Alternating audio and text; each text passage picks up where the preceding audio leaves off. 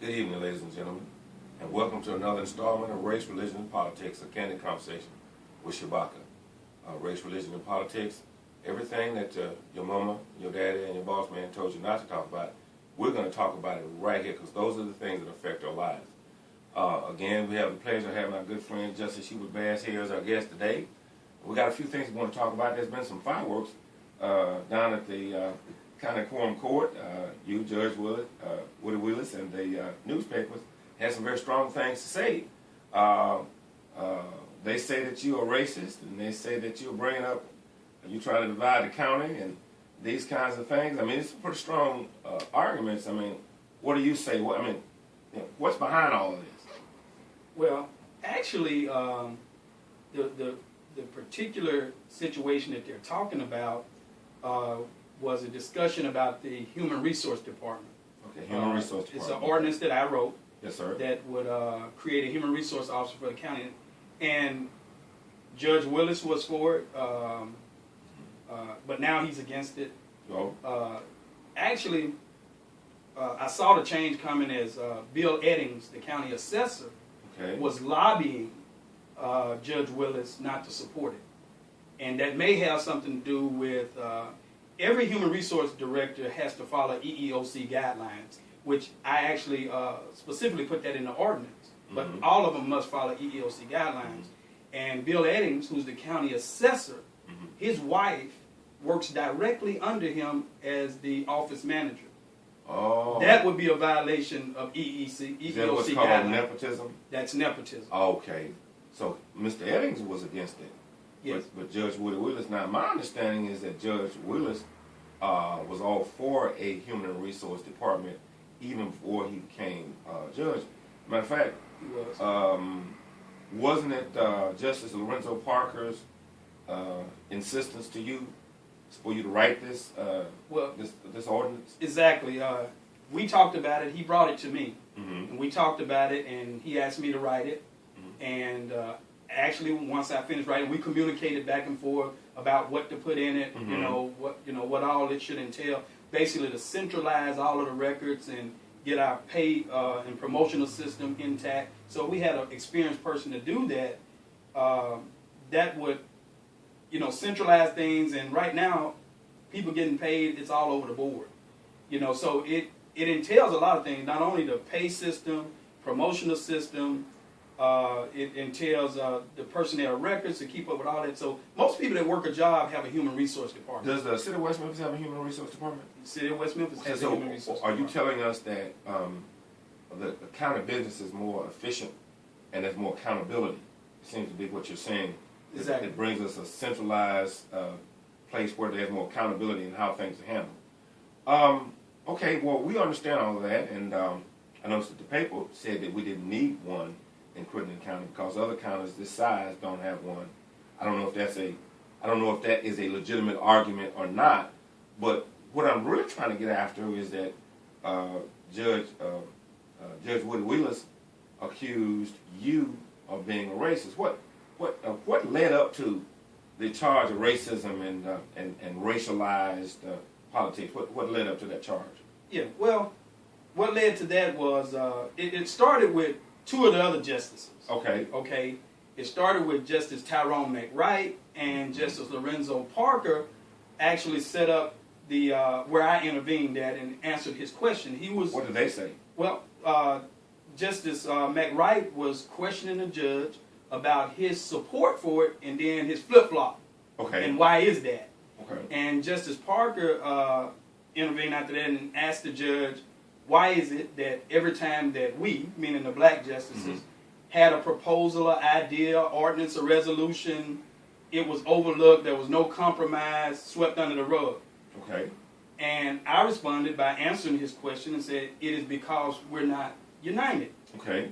We can be disregarded because we're disconnected from one another. Okay.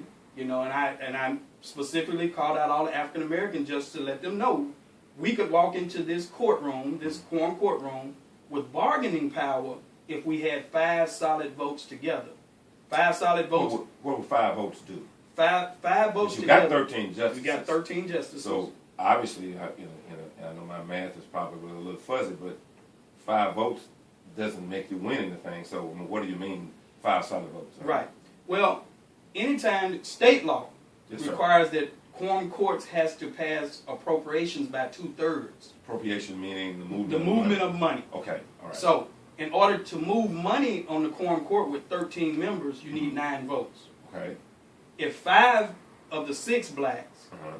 vote no, you can only get 8 votes. So at that point, when checks and balances is what I was telling them. Okay. We have now come in with bargaining power, checks and balances. So when we want something and they don't want to talk to us about it, they want to sweep it under the rug, as Justice Parker said. Then, if 5 of our votes are together, guess what? When they have things that they want, maybe it's not that important to us. Maybe we'll just stop it until we. Okay, so your point is that if you have 5 votes, you can stop any movement of money. Yes. And so if you stop any movement of money, then that means that if they want money moved, then you guys have to sit down and respect each other.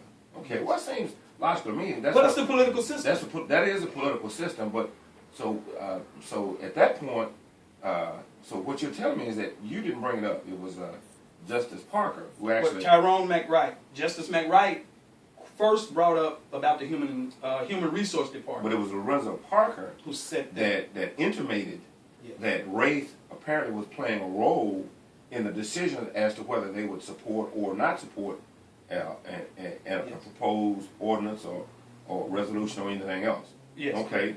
And so you stepped in and said that you need black justice to stick together. And so Judge Woody Wheeless at that point said that you were a. Right. Yeah. Well, he said that you were dividing the county. Dividing. Right. But now let me intervene here. Now, I don't want to put words in your mouth, but now my understanding is that Crittenden County was formed even before Arkansas became a state in 1836. So Crittenden County was actually formed in 1825. Has there ever been a point where blacks and whites ruled in unison? Has there ever been what we might call racial parity in Crittenden County? I mean, since they say you are dividing it, what I'm saying is it appears that it's always been divided based on race. So it seems like a straw man argument to suggest somehow or another that you're dividing something that's already clearly divided.